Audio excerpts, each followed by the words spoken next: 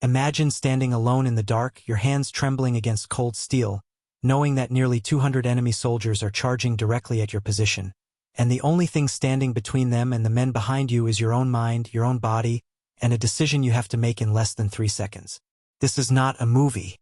This is not a legend invented to inspire recruits.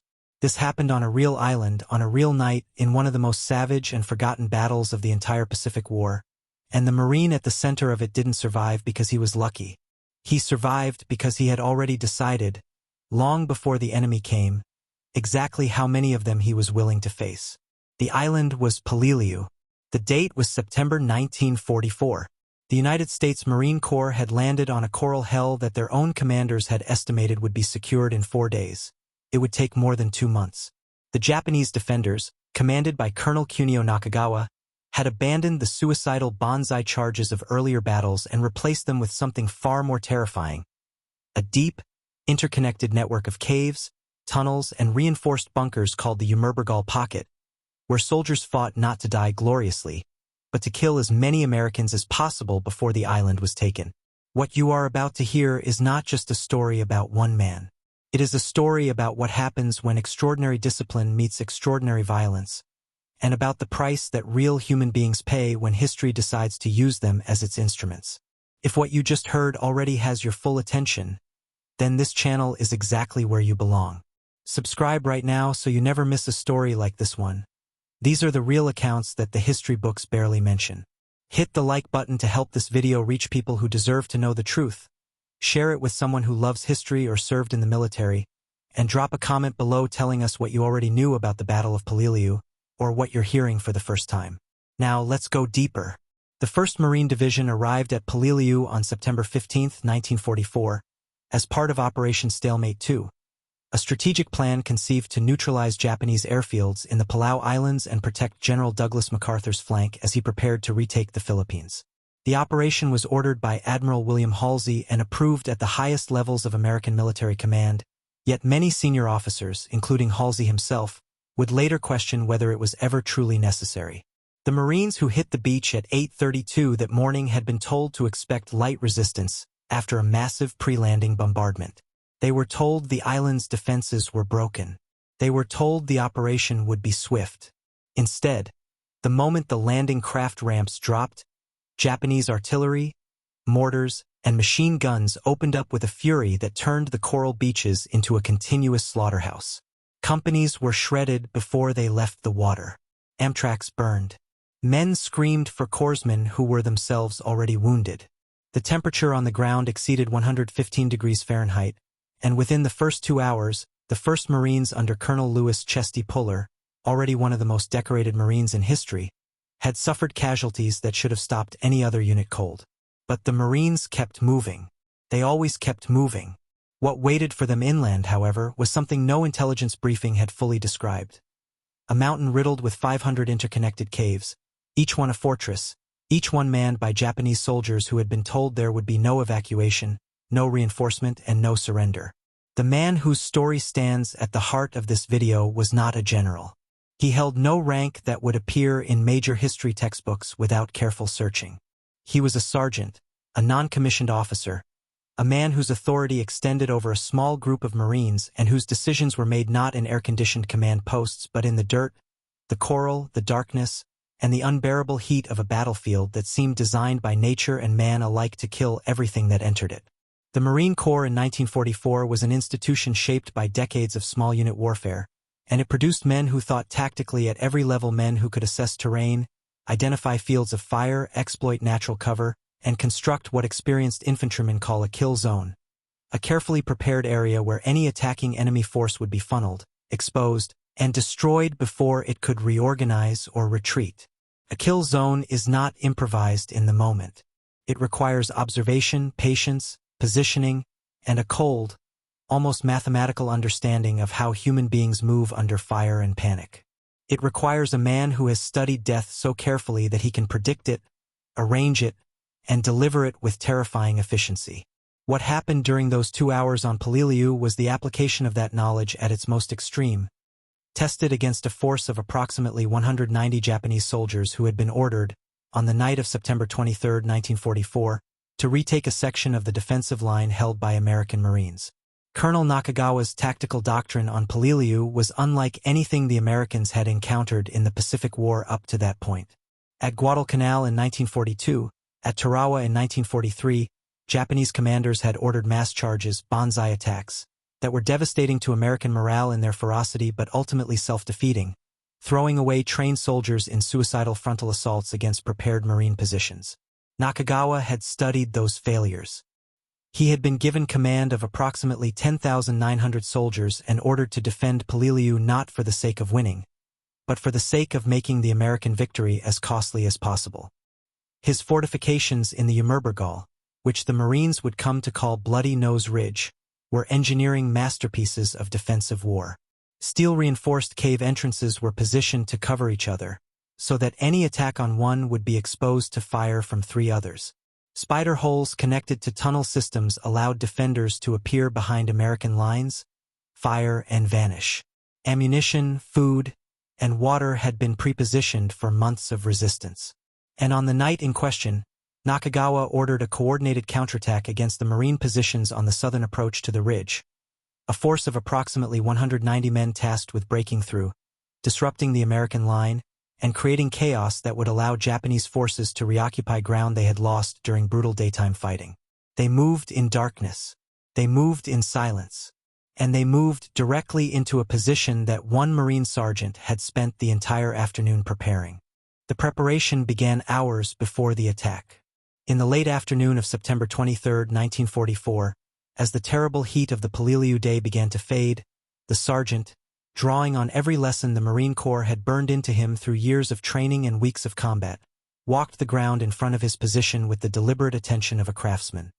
He identified the natural corridors through which an attacking force would have to move, the places where coral outcroppings would funnel men into narrower approaches, the shallow depressions where wounded soldiers would instinctively crawl for cover and become stationary targets.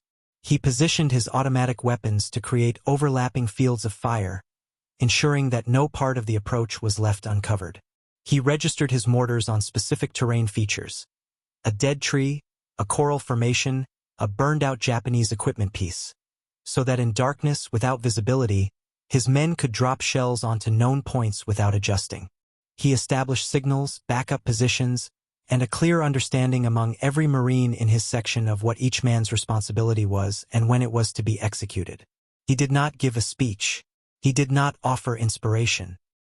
He showed his men the ground, told them what was coming, and made sure that when it came, no one would have to improvise. That kind of preparation, that obsessive, methodical transformation of terrain into a weapon, is what separates a skirmish from a massacre. And when 190 men came out of the dark that night, the terrain itself was already waiting for them. You are now at the midpoint of one of the most intense combat stories ever recorded from the Pacific Theater. And if this is the kind of history that makes your pulse rise and your mind race, then please take 5 seconds right now and subscribe to this channel. Every video here is built from real events, real people, and real consequences that most history classes never had time to cover. Like this video if you want to see more stories like this one. Share it with a veteran, a history teacher, a student, or anyone who deserves to know that real human courage looked exactly like this. And leave a comment below what aspect of this battle surprises you most. Now, back to the night of September 23, 1944. The attack began approximately 2 hours after midnight. The Japanese force moved with discipline, using darkness and their familiarity with the terrain to close the distance toward the Marine line quickly and quietly. The first indication of their approach was not a sound but an absence. The nocturnal insects of Peleliu, which maintained a constant background noise that Marines had unconsciously learned to use as a warning system, went silent approximately 4 minutes before the attack reached its final approach distance. That silence was enough. The sergeant gave the signal.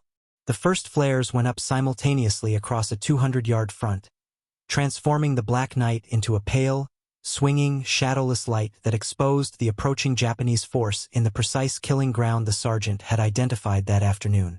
What followed was not chaos. It was execution. The automatic weapons opened at preassigned distances. The mortars fired on their registered points. Individual Marines held their assigned sectors and did not shift their fire, even as the pressure of a 190-man assault created the psychological instinct to concentrate fire wherever the threat felt heaviest. The discipline held. The kill zone functioned exactly as designed. The first wave broke against the Marine fire and was destroyed. The second wave, following close behind under Nakagawa's doctrine of continuous pressure, ran directly into the same prepared fire, amplified now by the bodies and confusion of the first wave, which had collapsed in the approaches and created obstacles for the men behind them. The fighting lasted just over 2 hours. When daylight came on September 24, 1944, and Marine patrols moved carefully through the coral and scrub in front of their lines, they counted 88 Japanese soldiers dead within the kill zone, concentrated in exactly the corridors the sergeant had identified the afternoon before. The surviving attackers had withdrawn back toward the Yamurbergal under fire, carrying their wounded in accordance with Nakagawa's strict orders against leaving evidence of casualties whenever possible. The defensive line had not moved. Not a single Japanese soldier had penetrated the position. The Marines in that section had suffered casualties. The Pacific War extracted its price from both sides in every engagement without mercy or exception. But the position had held, the line had held, and the counterattack that Nakagawa had designed to fracture the American approach to Bloody Nose Ridge had been destroyed entirely by the work of one non-commissioned officer who spent an afternoon turning a piece of coral into a killing machine. General William Rupertus, commanding the 1st Marine Division, had famously and catastrophically predicted the battle would last 4 days. It lasted until November 27, 1944, 73 days of some of the most savage fighting in Marine Corps history, costing 1,794 Marines killed and more than 8,000 wounded, with Japanese losses estimated at nearly all of Nakagawa's 10,900-man garrison. Nakagawa himself sent his final message to Imperial Japanese headquarters on November 24, reported the destruction of his regimental colors, and died by his own hand rather than surrender, honored posthumously with promotion to lieutenant general by an emperor who understood that Peleliu had been exactly the kind of costly, grinding, pointless battle his commander had promised to deliver. The Battle of Peleliu was officially declared unnecessary by some of the very men who ordered it. Admiral Halsey had recommended canceling the operation weeks before it launched, arguing that the Japanese airfield on Peleliu had already been neutralized by air power and posed no real threat to MacArthur's Philippines campaign.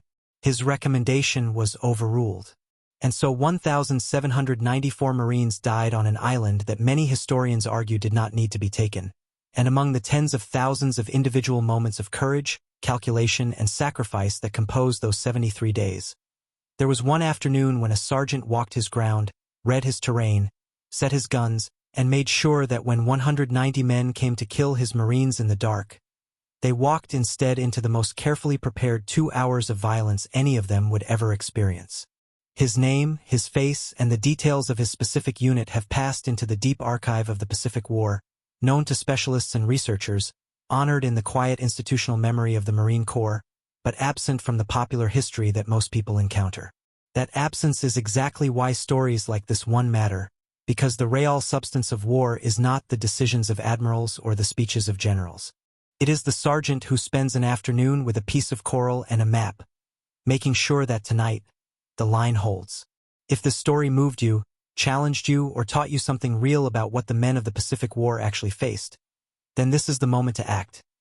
Subscribe to this channel right now so that every story like this one reaches you the moment it is published, like this video to push it toward the people who need to see it.